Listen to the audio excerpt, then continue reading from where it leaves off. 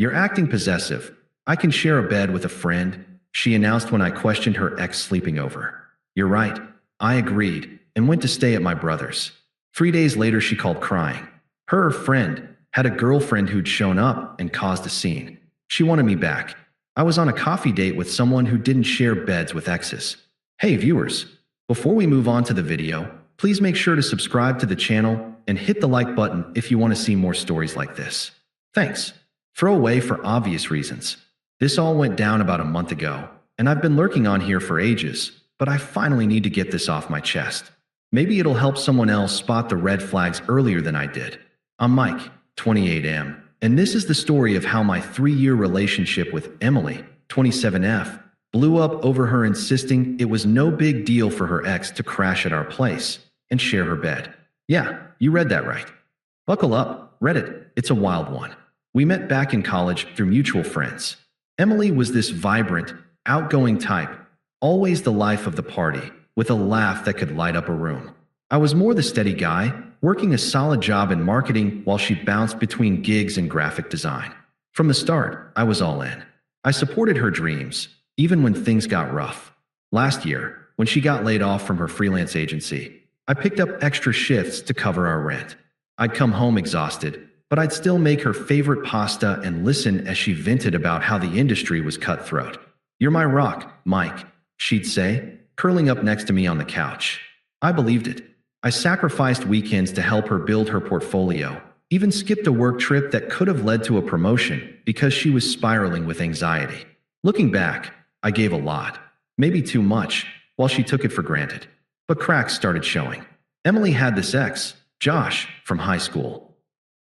They'd dated on and off for years before we met, and she always downplayed it as ancient history. Yet, she'd text him constantly, sharing memes or complaining about her day. I'd catch her smiling at her phone during dinner, and when I'd ask, it'd be, oh, just Josh being funny. I trusted her, but it nagged at me. She'd compare us subtly too. Josh was always so spontaneous. We should travel more like that. I'd brush it off, thinking I was being insecure. After all, I was the one building a life with her in our cozy apartment downtown. We talked about marriage, kids, the whole deal. I even started saving for a ring. Then came the weekend that changed everything. Josh was in town for some vague work thing and needed a place to stay. Emily dropped it casually over breakfast. Hey, Josh is crashing here Friday night. Cool. I paused, fork halfway to my mouth. Our place? Like on the couch. She rolled her eyes. No, the bed. The couch is lumpy, and it's just one night. We're friends, Mike. Don't make it weird. I felt my stomach drop. Friends? Sharing a bed? I tried to stay calm, but I had to say something. Emily, that doesn't sit right with me. He's your ex. Can't he get a hotel? She sighed dramatically, like I was the one being unreasonable. That's when the real conversation started, and it escalated fast. That evening, after work, I brought it up again in the living room. I was sitting on the couch, trying to keep my voice even, while she paced with her phone in hand. Look, Em, I trust you, but this feels disrespectful. Why does he have to share the bed? We have an air mattress. She stopped and crossed her arms, giving me that look, like I was a kid throwing a tantrum. Oh my God, Mike, you're acting so possessive. It's 2025, people can be platonic with exes. Josh and I are just friends now. We've shared beds before when we were traveling with groups. Nothing happened. Why are you making this a thing? I leaned forward, trying to explain without sounding accusatory. Because we're in a relationship. Boundaries matter. If the roles were reversed, and I had an ex sleeping over in our bed, how would you feel? She laughed, actually laughed, short and sharp. I trust you, because I'm not insecure like that. But honestly, Mike, maybe that's the difference. Josh gets me in ways you don't. He's adventurous, remembers the little things from our past. You're safe, reliable, but sometimes I need more than that. If you can't handle me having friends, maybe you're the problem.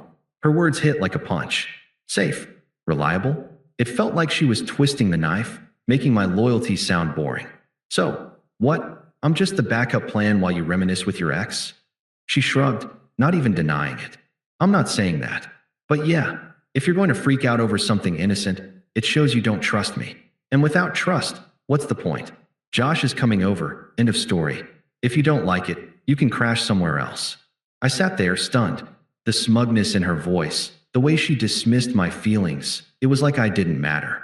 Part of me wanted to argue, to beg her to see how unfair this was. But something clicked.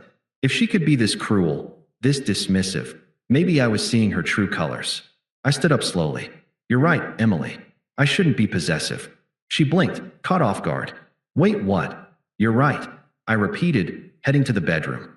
I grabbed a duffel bag and started packing clothes, toiletries, my laptop. She followed, confusion turning to annoyance. What are you doing? You're seriously leaving over this? I zipped the bag, keeping my tone flat. You said if I don't like it, I can crash somewhere else. So, I'm going to my brother's. Have fun with Josh. She huffed, crossing her arms again. Fine, go. But don't come crawling back tomorrow acting like nothing happened.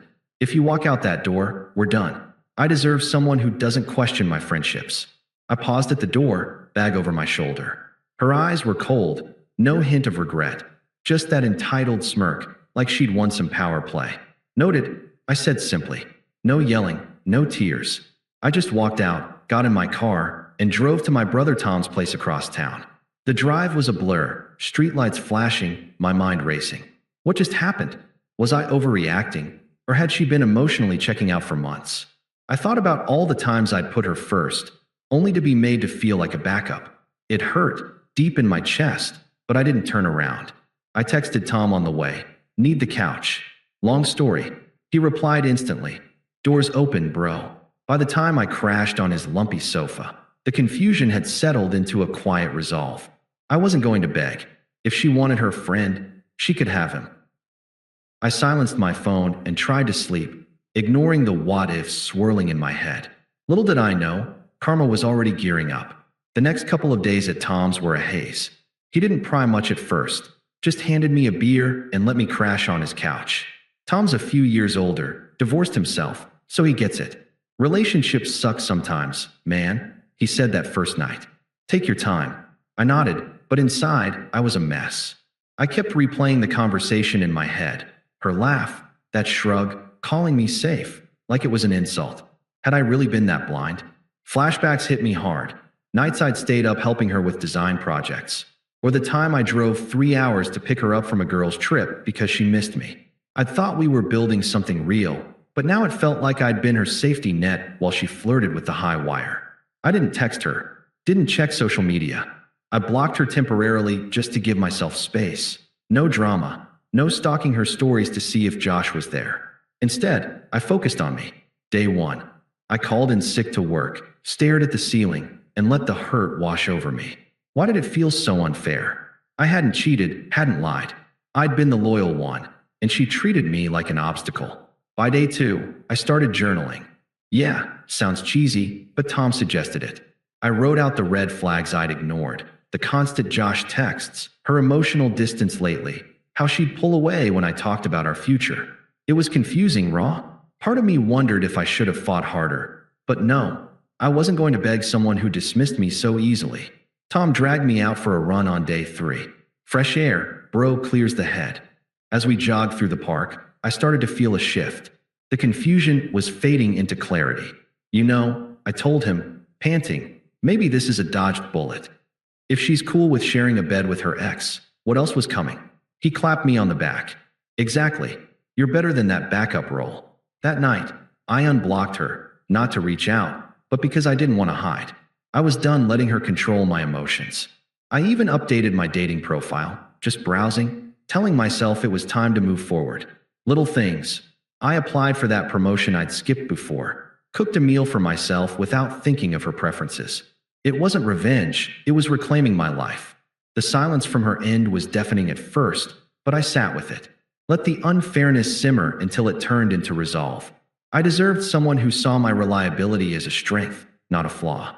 For the first time in days, I slept without the what-ifs. Then, on the 3rd day, my phone buzzed while I was at Tom's kitchen table, sipping coffee and scrolling job listings.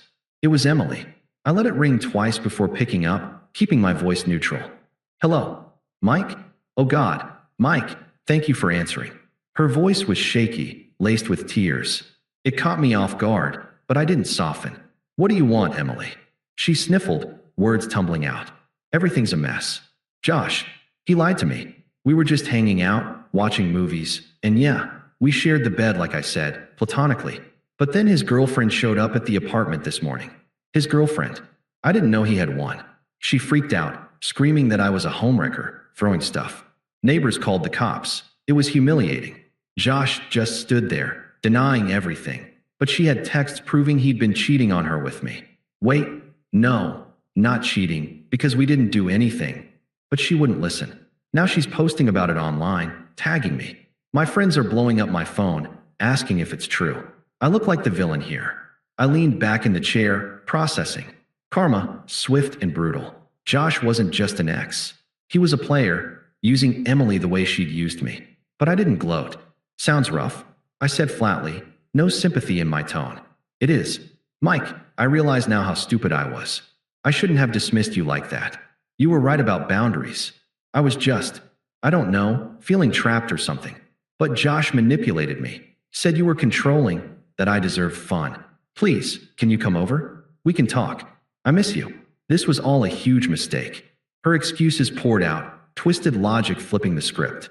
Now I was the hero and Josh the bad guy, but she'd chosen this. Emily, you made your call. You told me if I left, we were done. But I didn't mean it. I was angry. Come on, we've been through worse. Remember when I lost my job? You were there for me. Be there now. I need my rock back. Hypocrisy at its finest. She'd called me boring, but now I was essential? I paused, letting the silence stretch. I'm busy right now. Take care. Click. No, I'm sorry to hear that. No concern for her mess. She texted immediately. Please, Mike, don't do this. I ignored it. Over the next few hours, the attempts ramped up. Voicemails, call me back. This isn't you. You're not cruel. Then her best friend messaged me on socials. Dude, Emily's a wreck.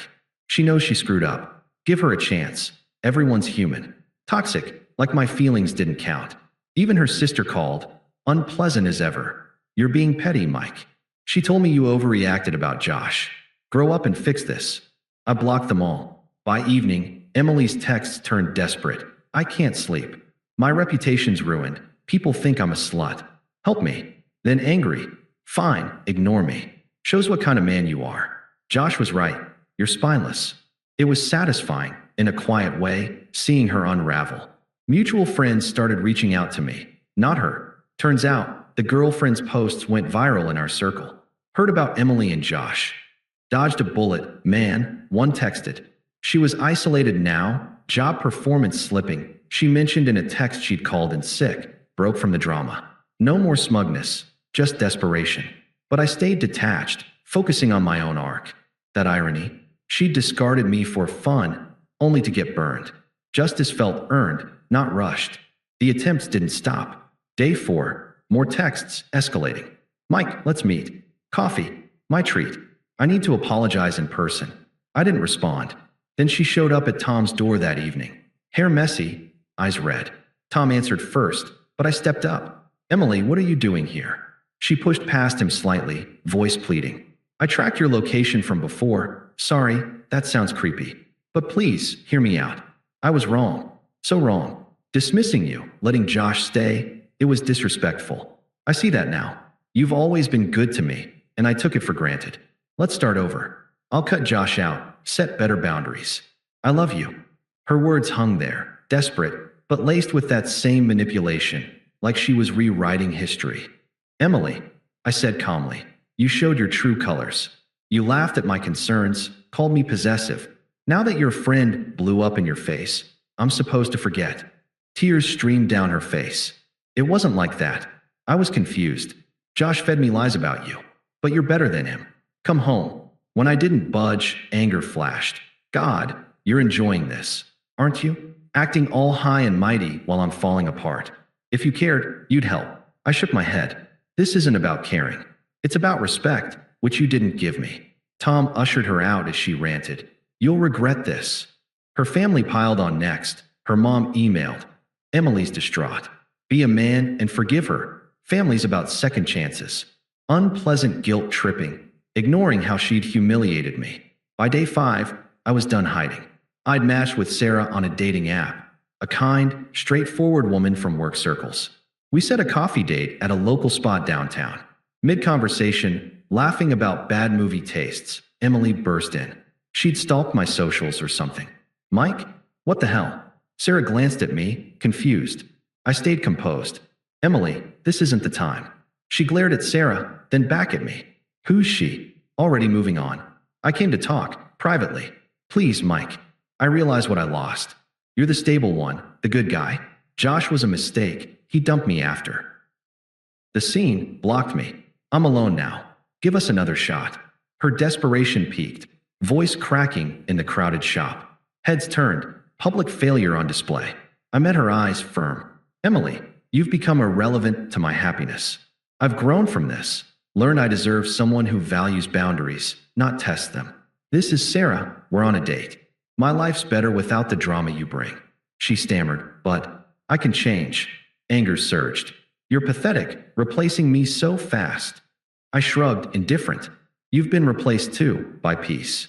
Goodbye. Sarah and I left as Emily stood there, humiliated. Blocked her for good. Thanks for watching. Make sure to subscribe to the channel and hit the like button. What do you think about this story? Share it in the comments.